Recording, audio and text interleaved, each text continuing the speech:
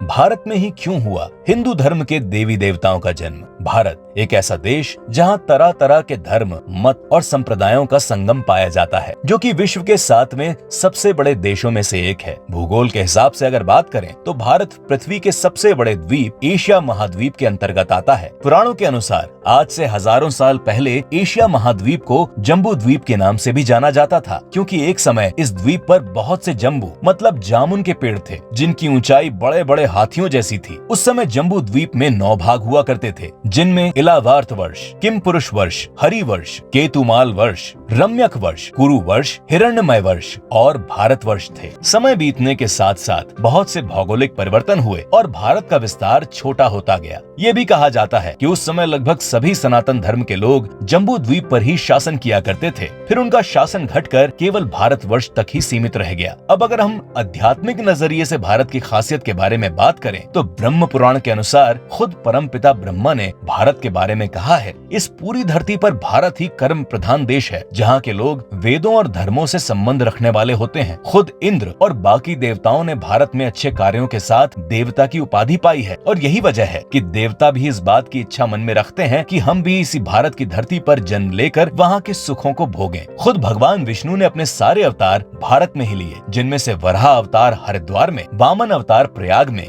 श्री राम अवतार अयोध्या में और श्री कृष्ण अवतार मथुरा में, और भविष्य में होने वाले कल की अवतार भी भारत की धरती पर ही होगा। इसी बात से संबंधित अक्सर एक सवाल लोगों के मन में उठता है कि आखिर भारत में ही सनातन धर्म के देवी देवताओं के अवतार क्यों होते हैं? तो इस बात को सिद्ध करने के लिए एक और पौराणिक कथा है, जिसमें खुद भगवान विष्णु ने भी भारत देश की प्रशंसा की है। नमस्कार दोस्तों, मैं हूं अंश और आप देख रहे हैं नारद वाणी। ब्रह्म वैवर्त पुराण के प्रकृति खंड के अनुसार बहुत समय पहले देवी लक्ष्मी, सरस्वती और गंगा ये तीनों ही भगवान विष्णु की प्रेमिका थीं। एक बार सरस्वती को इस बात का शक हुआ कि भगवान विष्णु मुझसे ज्यादा गंगा को प्रेम करते हैं। तब वो गंगा पर नाराज होकर बुरा बर्ताव करने लगी। इस पर देवी लक्ष्मी ने गंगा का पक्ष लिया, जिससे नाराज होकर सरस्वती ने लक्ष्मी को श्राप दे दिया और कहा कि तुम पेड़ और नदी के रूप में धरती पर प्रकट होगी। लक्ष्मी ने सरस्वती के श्राप को सुना, लेकिन उन्होंने इस पर कोई जवाब नहीं दिया, बल्कि शांत बैठी रही। लेकिन गंगा से ये देखा नहीं गया और उन्होंने सरस्वती को श्राप दे दिया कि हे सरस्वती, तुम भी धरती में जाकर नदी बन जाओगी, जहाँ बहुत से पापी रहते हैं और वो तुम्हारे जल में स्नान किया करेंगे। इसके बदले सरस्वती ने भी गंगा को श्राप दे डाला कि तुम भी मेरी तरह धरती पर नदी के रूप में बहोगी और पापी जनता तुम्हारे नदी में जाकर स्नान करके अपने पाप धोएगी। ये श्राप देने का सिलसिला चल ही रहा था कि इतने में भगवान विष्णु वहाँ प्रकट हुए और उन्होंने देवी लक्ष्मी से कहा, देवी तुम भारतवर्ष में जाकर राजा धर्मध्वज के यहाँ जन्म लेना। इसके बाद तुम मेरे ही अंश से उत्पन्न एक असुर शंखचूड़ की पत्नी बन जाना और सही समय आने पर तुम्हें मेरी प्रेमिका बनने का सौभाग्य मिलेगा। तब तुम पूरे भारत में तुलसी के नाम से प्रसिद्ध हो जाओगी। तब तक के लिए अभी तुम भारत में पद्मावती नाम की नदी बनकर रहो। इसके बाद भगवान विष्णु ने गंगा से कहा, हे गंगे, तुम धरती के पापियों का नाश करने के लिए संसार की सबसे पवित्र नदी बनकर भारतवर्ष में जाना, जो कि भागीरथ की तपस्या की वजह से ही संभव होगा, जिसकी वजह से लोग तुम्हें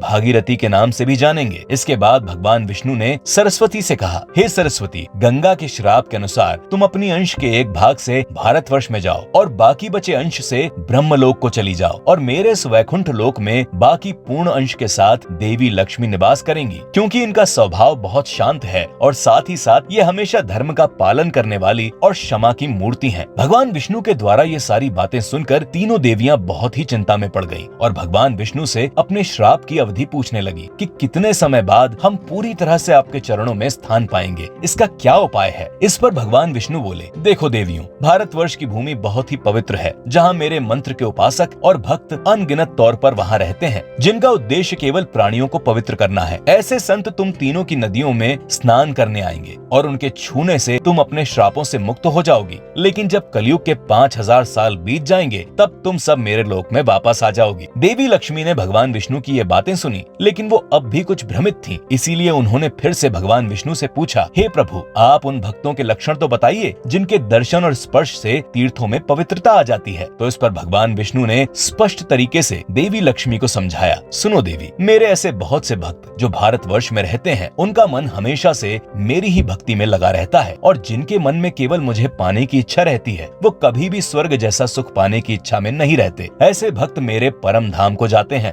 ब्रह्म वैवर्त पुराण में ये भी लिखा है कि जब कलयुग के 10,000 साल बीत जाएंगे, तब भगवान विष्णु के रूप भगवान जगन्नाथ भारतवर्ष को छोड़कर अपने धाम को लौट जाएंगे। साथ ही साथ साधु, पुराण और वेद कर्मकांड भी भारत से खत्म हो जाएंगे। इन सब के बाद संसार में हिंसा और क्रूरता अपने पांव पसारेगी और दुष्टों की संख्या दिन पर दिन बढ़ती जाएगी। जब अधर्म धर्म पर हावी होने लगेगा, तो भारतवर्ष में ही विष्णु याशा नाम के ब्राह्मण के घर उनके पुत्र के रूप में भगवान विष्णु कल्कि अवतार में जन्म लेंगे, जो बहुत ही ऊंचे घोड़े पर सवार होकर दुष्टों का अपनी विशाल तलवार से संहार करेंगे। तो इस कथा से आप पूरी तरह समझ ही गए होंगे कि आखिर क्यों भारतवर्ष की ही धरती पर देवी देवताओं ने अवतार लिया और भविष्य में भी इसी भारत में भगवान विष्णु अवतार लेंगे और दुष्टों का नाश करेंगे। आज की ये वीडियो आपको कैसी लगी कमेंट में जरूर बताइएगा और ऐसी ही रोचक कथाओं को जानने के लिए आज ही सब्सक्राइब करें नारद वाणी। नमस्कार।